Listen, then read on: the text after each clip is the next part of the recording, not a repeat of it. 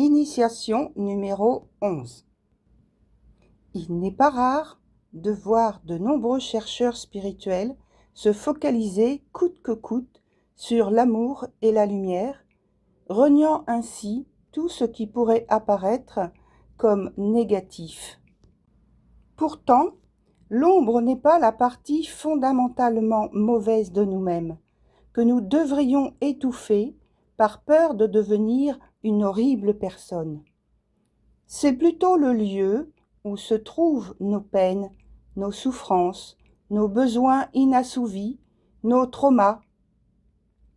L'ignorer peut facilement nous conduire à une forme de déni spirituel où tous les vrais problèmes sont enterrés profondément dans l'espoir qu'ils ne refassent jamais surface. Pourtant, espérer guérir sans faire face à sa part d'ombre est illusoire.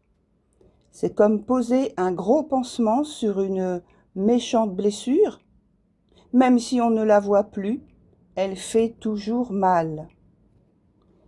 Si on veut soigner, la première étape consiste justement à enlever cet épais bandage pour nettoyer la plaie et la recoudre, lui laissant ensuite la possibilité de cicatriser. Personne n'aime voir sa souffrance, mais c'est pourtant la première étape de la guérison. Une quête spirituelle ne vise pas juste à trouver la lumière. Elle consiste aussi à amener cette lumière là où l'obscurité règne, pour la transmuter et l'illuminer d'amour et de compassion.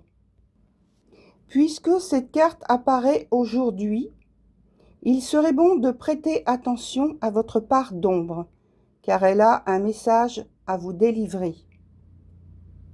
Envoyez de l'amour à votre enfant intérieur et câlinez-le en lui promettant que vous prendrez soin de lui. Prenez du temps pour reconnaître que vous aussi, vous avez souffert et que vous méritez de la considération, surtout la vôtre.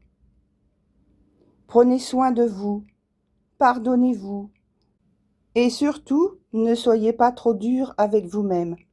Vous êtes une bonne personne et vous faites de votre mieux. La guérison consiste à aller d'abord là où se trouve la souffrance. N'ayez pas peur de votre part d'ombre. Écoutez-la et donnez-lui tout votre amour.